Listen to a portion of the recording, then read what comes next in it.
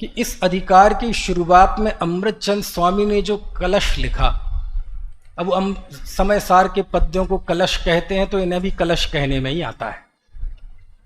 उस कलश में जिन शब्दों का प्रयोग किया, उस शब्दों के अर्थ के लिए मैंने आपको अनियोग याद किए।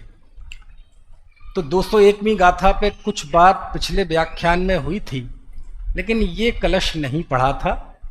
संक्षेप में हम इस कलश को पढ़ेंगे और फिर हम आचार्य की मूल गाथाओं पर आएंगे। पढ़ लेंगे। इंद्र वज्रा छंद है, आसान है।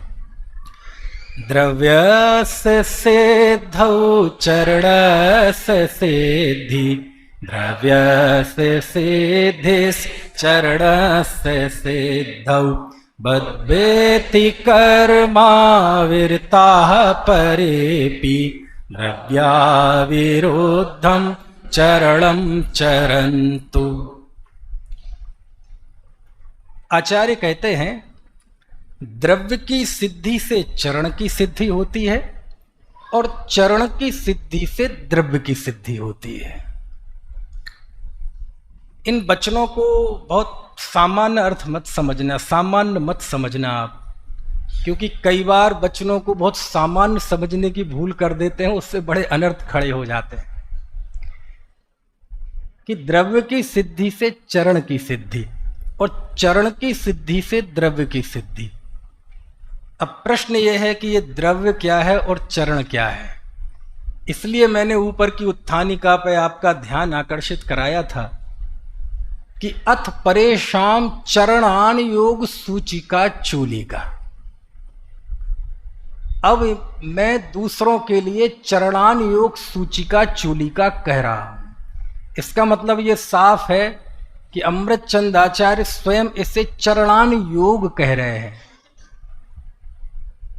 तो यहां द्रव्य की सिद्धि से चरण की सिद्धि और चरण की सिद्धि से द्रव्य की सिद्धि, इसका यदि सीधा सरल अर्थ प्रथम दृष्टया करना चाहें तो क्या होगा कि द्रव्यान योग से ही चरणान योग की सिद्धि होती है और चरणान योग से ही द्रव्यान योग की सिद्धि होती है। क्या मतलब हुआ?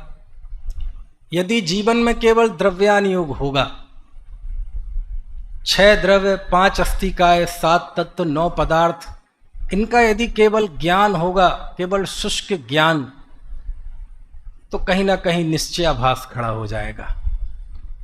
और तत्व ज्ञान ना हो, केवल साधना होगी, केवल व्रतों का आचरण होगा, तो व्यवहाराभास खड़ा हो जाएगा।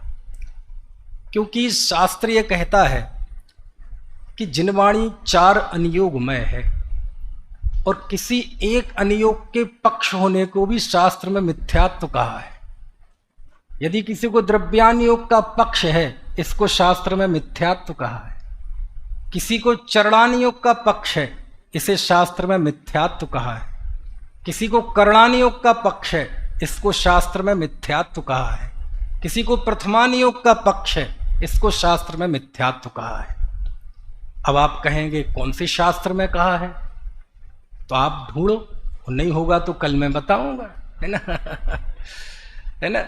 और यदि सरलता से देखना हो तो आप गौमठ सार की जो भूमिका है, गौमठ सार की सम्यक ज्ञान चंद्रिका, पंडित टोडरमल जी की, उसकी जो पीठिका है, और आपको सरलता से और बता दूं कि जो स्वर्गीय आदरणीय अन्ना जी की लिखी हुई गुणस्थान विवेचन है, उसमें शुरुआत में उस पीठिका का संकलन किया गया है और उसमें लिखा प्रथमान योग का पक्षपाती क्या कहता है, तो पंडित जी ने फिर उसका समाधान किया। कर्णान योग का पक्षपाती क्या कहता है, पंडित जी ने उसका समाधान किया। चरणान योग का पक्षपाती क्या कहता है, कुछ करेंगे तो बात बनेगी, पढ़ने पढ़ने में क्या रखा है, तो पंडित जी उसकी खबर लेते हैं। और द्रव्यान योग का पक्षपाती क्या कहता है, पंडित जी उसकी भी खबर लेते हैं। कहने का आशय यह है कि किसी भी अनियोग का पक्ष, अनियोग नहीं, किसी एक अनियोग को पढ़ने में एक रुचि होना वो नहीं, पक्ष और रुचि में बड़ा भारी फर्क है।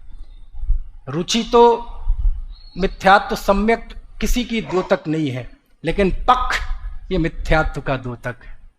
इसलिए आचार्य कहते हैं द्रव्यस्य सिद्धौ चरणस्य सिद्धि, द्रव्यस्य सिद्धिश्चरणस्य सिद्धौ।